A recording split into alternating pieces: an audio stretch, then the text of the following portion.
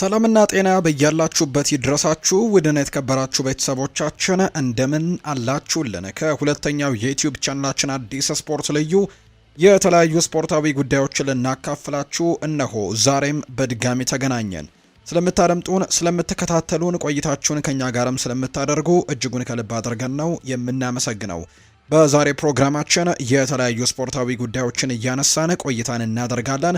ከነዚህ መካከል ትልልቆቹን የአውሮፓ ክለቦች የተመለከቱ እጅግ በርከት ያሉ ስፖርታዊ ጉዳዮችን በስፋት ወደ እናንተ እያደረስን ቆይታን የምናደርግ ነው የሚሆነው። ሀሳብ አስተያየቶቻችሁን ኮሜንት ቦክስ ላይ ልታጋሩን ትችላላችሁ። ቪዲዮአችንን ላይክ እያደረጋችሁ ቻናላችንን ሰብስክራይብ እያደረጋችሁ ቆይታችሁን ከኛ ጋር እንድታደርጉ በአክብሮት ጋበዝኩኝ። ማንቸስተር ዩናይትድ፣ አርሰናል፣ ቸልሲ፣ ሊቨርፑል፣ ሪያል ማድሪድ፣ ባርሰሎና ሌሎችም የአውሮፓ ታላላቅ ክለቦችን የተመለከቱ ስፖርታዊ ጉዳዮቻቸውን እያነሳን ቆይታን እናደርጋለን። ሀሳብ አስተያየቶቻችሁን ጻፉልን። ከመሸጋገሪያ በኋላ በድጋሚ ተመልሰን እንገናኛለን። አብራችሁኝ ሁኑ።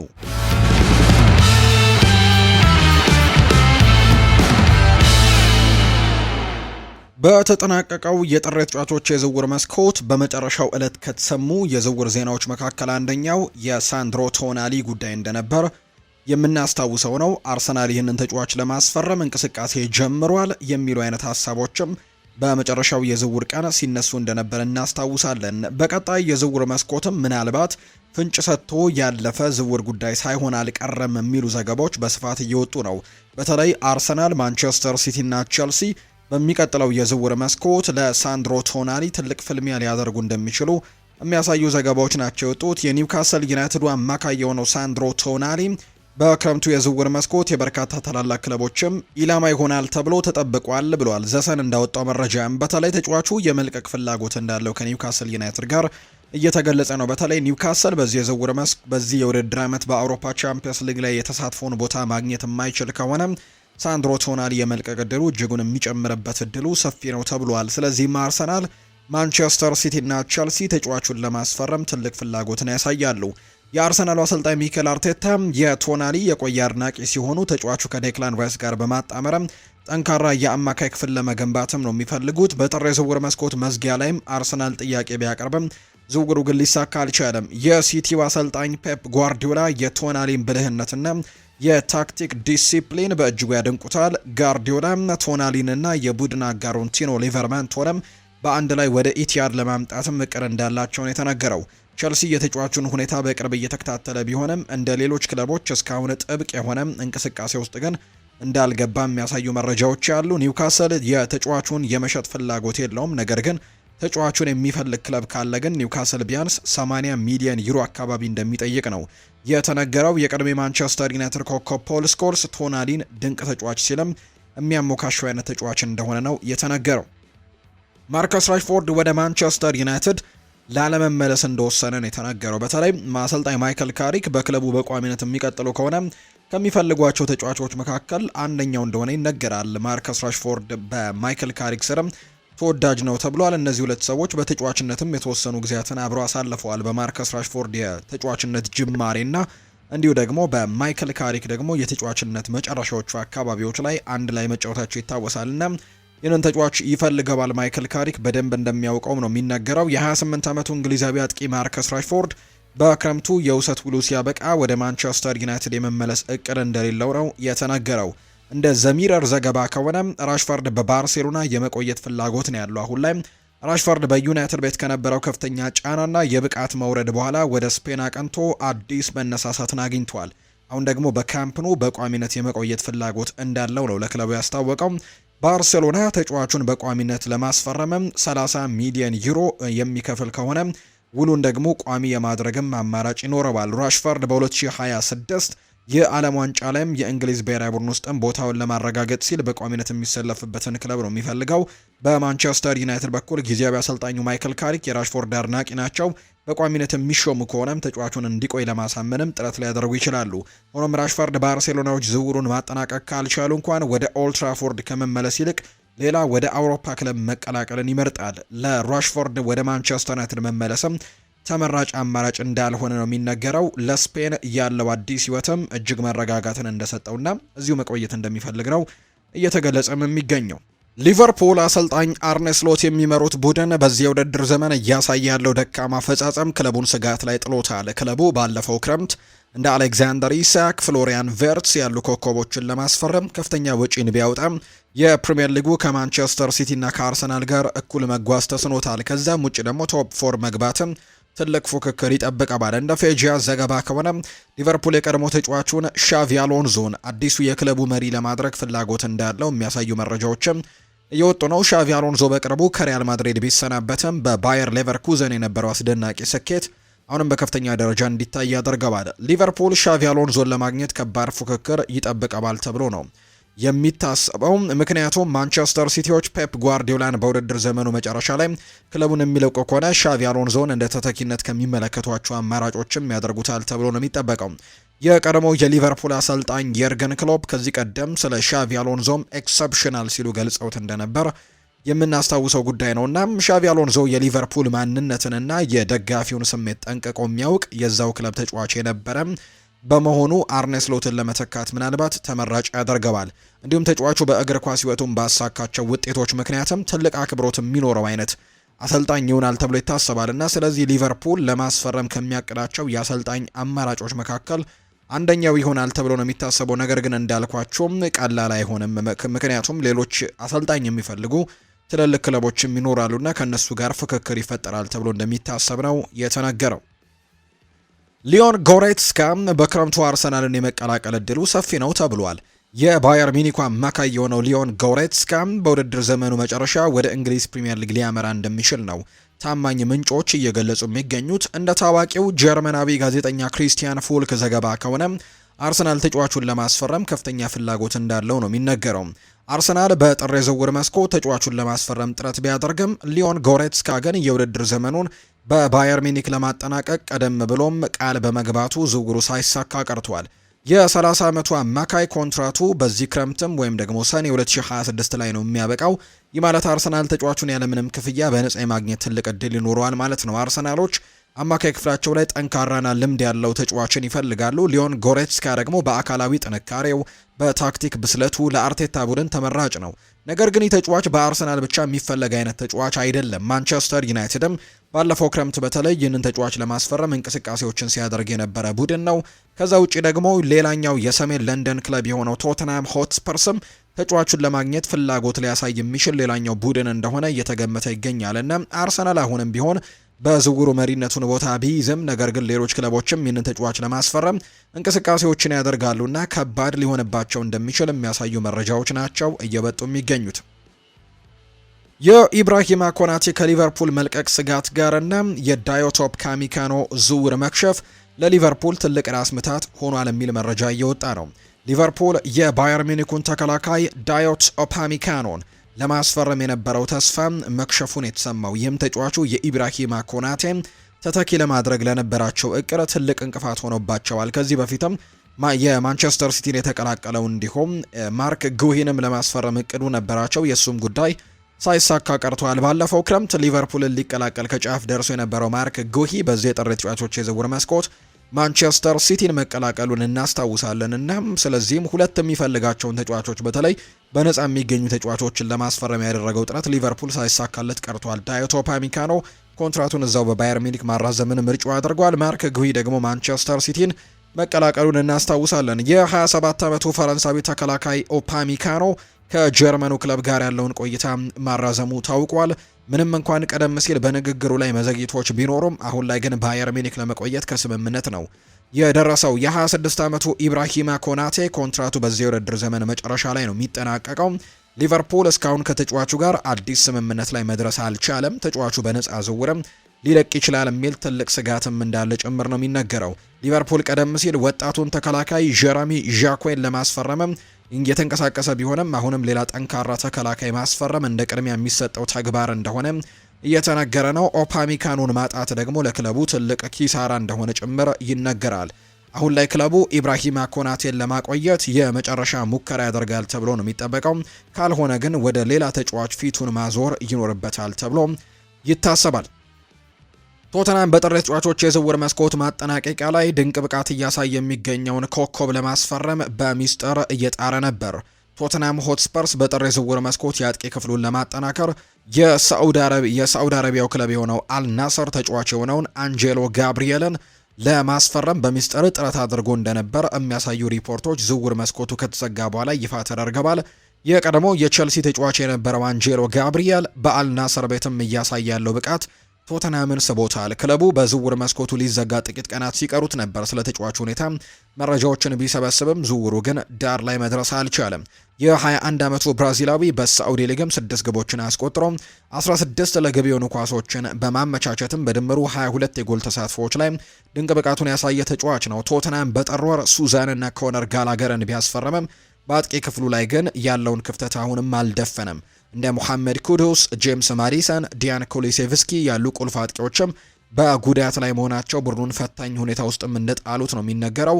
ቲም ቶክ የተባለው የመረጃ ምንጭ እንደተናገረው ቶተንሃም ስለ ተጫዋቹ ዋጋና ዝግጁነት ደግሞ ጠይቆ የነበረ ቢሆንም ለአልናስር ግን ያቀረበው ይፋዊ የዝውውር ጥያቄም እንዳልነበር ነው ይፋ የተደረገውና ቶተንሃም በመጨረሻዎቹ ሰዓታት ላይ የአልናስሩን አንጄሎ ጋብሪኤልን ለማስፈረም ያደረገው ጥረት ሳይሳካ እንደቀረና እንደከሸፈበት ጭምር ነው የተነገረው። በዚህም የአጥቂ መስመሩን ሳያጠናክር የጥር ተጫዋቾች የዝውውር መስኮት እንደተዘጋባቸው እንደሚያስቡ ነው እየተገለጸ የሚገኘው።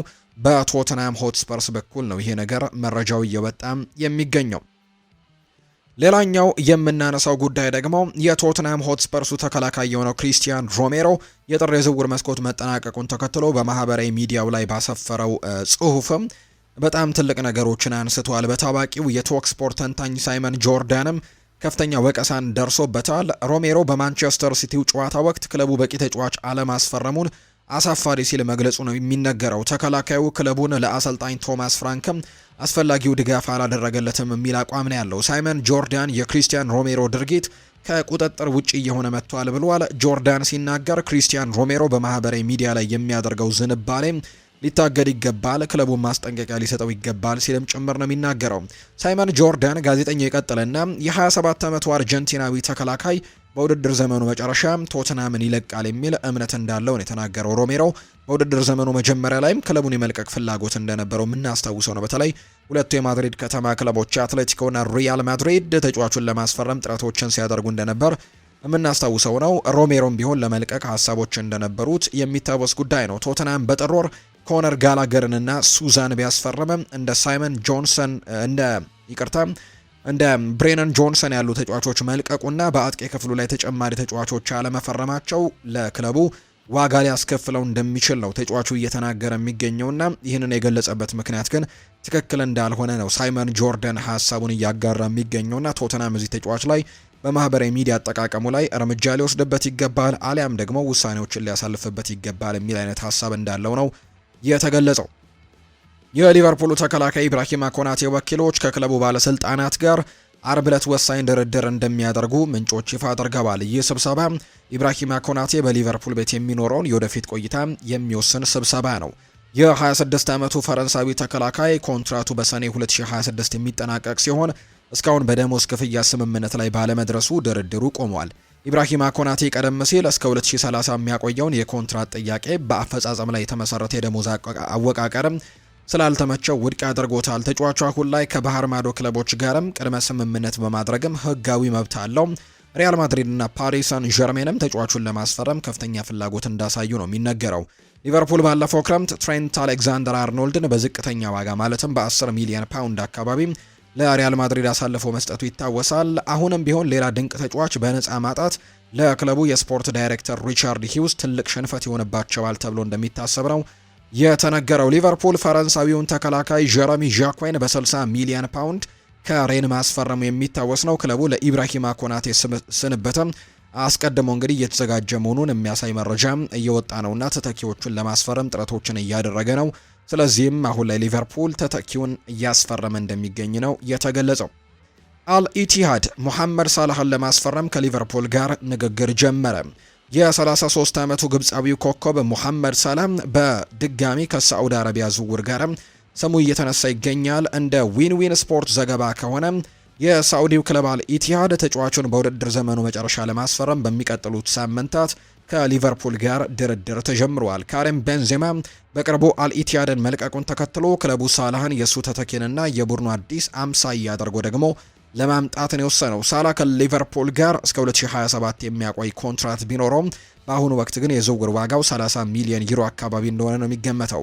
ሳላ በዚህ የውድድር ዘመን እያሳየ ያለው ብቃት ቀድሞውኑ ያክል ጠንካራ ባለመሆኑ ሊቨርፑል ተጫዋቹን ዋጋ ሳያጣም በክረምቱ ደግሞ ሽጦ ገንዘቦችን ለማግኘት ሊገደድ የሚችልበት ጊዜ ላይ ደርሷል። ለሳላ ያለው ጠቀሜታ ወደ ሳዑዲ ሊግ ማምራቱ ለሳላ ከፍተኛ የገንዘብ ገቢን የሚያስገኝለት ሲሆን ዝቅተኛ ጫናም ባለበት ሊግ መጫወቱ ደግሞ የእግር ኳስ ሕይወቱን ለማራዘምም ይረዳዋል ተብሎ እንደሚታሰብ ነው የተነገረው።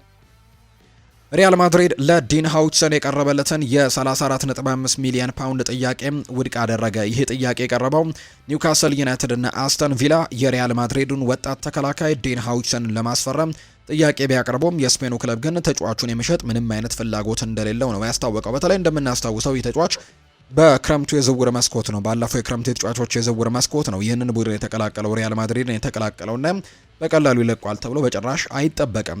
ሁለቱ የፕሪሚየር ሊግ ክለቦች ለ20 ዓመቱ ተከላካይ 40 ሚሊዮን ዩሮ ወይም 34.5 ሚሊዮን ፓውንድ ነው ለማውጣት የተዘጋጁት የነበረው። ኒውካስል ተጫዋቹን እንደ ፋቢያን ሼር እና ዳን በርን ላሉ ተጫዋቾችም የረጅም ጊዜ ተተኪ አድርጎ የተመለከተው ሲሆን አስተን ቪላ ደግሞ የተከላካይ ክፍሉን ለማጠናከር ፍላጎት ነበረው። ዲን ሃውችሰን በቅርቡ ከቦርንመስ ሪያል ማድሪድን የተቀላቀለ ቢሆንም ክለቡ ግን ተጫዋቹን ለወደፊት ግንባታው እንደ ቁልፍ አካልም ነው የሚመለከተው። በመሆኑም ከኒውካስል ዩናይትድም ሆነ ከአስተን ቪላ ጋር ምንም አይነት ድርድር የለም። ድርድር ውስጥም ላለመግባት ነው የወሰነው። አስተን ቪላዎች ለቻምፒየንስ ሊግ ተሳትፎ እየተፋለሙ ቢሆንም ዲን ሃውችሰን ሪያል ማድሪድን ለቆ ወደ ቪላ ፓርክ የማምራት እድሉ እጅግ በጣም ዝቅተኛ ነው። ይህም ክለቦቹ ወደ ሌሎች አማራጮች እንዲያዩም ያደርጋቸዋል። ሪያል ማድሪድ በአውሮፓ ውስጥ ካሉ ተሰጥኦ ያላቸው ወጣት ተከላካዮች አንዱ የሆነውን ዲን ሃውችሰንን በመጠበቅ ለቀጣዩ ትውልድም ጠንካራ ቡድን ለመገንባትም እቅድ እንዳለው ጭምር ነው የሚነገረው። ቶተናም የውድድር ዘመኑን ለማዳን የቀድሞውን የአርሰናልና የቼልሲ ተጫዋችን እንዲያስፈርም ተመክሯል። ቶተናም ሆትስፐርስ በአጥቂ ክፍሉ ላይ በደረሰበት የጉዳት ማዕበል ችግር ምክንያትም ባለበት በዚህ ሰዓት ክለቡ ራሂም ስተርሊንግን በነፃ ዝውውር እንዲያስፈርም ነው ምክር የተሰጠው። እንግሊዛዊው ኢንተርናሽናል ራሂም ስተርሊንግ በቅርቡ ከቼልሲ ጋር የነበረው ውል መቋረጡ የምናስታውሰው ነው። ታዋቂው የእግር ኳስ ተንታኝ ፖል ሜርሰን ቶተናም ይህንን አጋጣሚ ተጠቅሞ ተጫዋቹን ማምጣት እንዳለበት ነው ምክር የሰጣቸው። እንደ ሞሐመድ ኩዱስ፣ ጄምስ ማዲሰን፣ ዲያን ኮሊሴቭስኪ ያሉ ወሳኝ አጥቂዎች በጉዳት ላይ መሆናቸውና እንዲሁ እንደ ብሬነን ጆንሰን ያሉ ተጫዋቾች ደግሞ ክለቡን ለቀው መውጣታቸው በጣም ክለቡን ጎድተውታል። ስተርሊንግ በማጥቃት መስመር ላይ በማንኛውም ቦታ መጫወት መቻሉ ለቡድኑ ትልቅ መፍትሄ ይሆናል ተብሎ ይታሰባል። ፖል ሜርሰን ለስካይ ስፖርት ሲናገርም ቶተናም ስተርሊንግን በነፃ ማግኘቱ እንደምንም የማይታሰብ ቀላል ውሳኔ መሆን አለበት። ቡድኑ በአሁኑ ወቅትም ጥራት ያላቸው አንድ ወይም ደግሞ ሁለት ተጫዋቾች ያስፈልጉታል ነው ያለው። በሊቨርፑልና በማንቸስተር ሲቲ ደምቆ ይታይ የነበረው ስተርሊንግ በቅርቡ በአርሰናልና በቼልሲም የነበረው ቆይታ ባይሳካለትም አሁንም የእግር ኳስ ሕይወቱን ለማነቃቃትና ወደ ቀድሞ ብቃቱ ለመመለስም ከፍተኛ ፍላጎት እንዳለው ጭምር የሚያሳዩ መረጃዎች ናቸው እየወጡ የሚገኙት። ሚኬል አርቴታ የቻምፒየንስ ሊግ አሸናፊውን ተጫዋች ማስፈረምን አልካደም።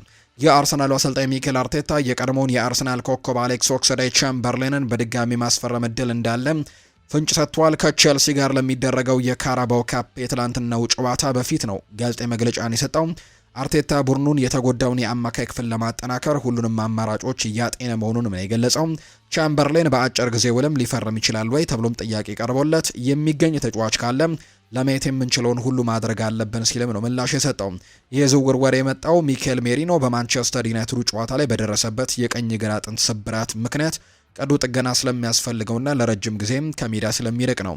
የ32 ዓመቱ አሌክስ ኦክስሌድ-ቻምበርሌን ከቱርኩ ቤሺክታሽ ጋርም ከተለያየ በኋላ በአሁኑ ወቅት ምንም አይነት ክለብ የለውም። ከህዳር ወር ጀምሮ ብቃቱን ለመጠበቅ ከአርሰናል ጋር በልምምድ ማዕከል ልምምድ ሲሰራ ቆይተዋል። ቻምበርሌን ቀደም ሲል በአርሰናል ለ6 ዓመታት ማለትም ከ2011 እስከ 2017 መጫወቱ እና ደግሞ ከሊቨርፑል ጋር የቻምፒየንስ ሊግ ዋንጫን ማሸነፉ ለወጣቱ የአርሰናል ስብስብም ትልቅ ልምድን ሊያካፍል እንደሚችል ነው የሚታመነው። የአርሰናል ውሳኔን እየተጠባበቀ የሚገኘው ተጫዋቹ በስኮትላንዱ ሴልቲክም ጭምር በጥብቅ እየተፈለገ እንደሚገኝ ነው መረጃው የወጣው። ማንቸስተር ዩናይትድ እና ቶተንሃም የ20 ዓመቱን ድንቅ ተጫዋች ለማስፈረም ከፍተኛ ፉክክር ሊገጥሙ ነው።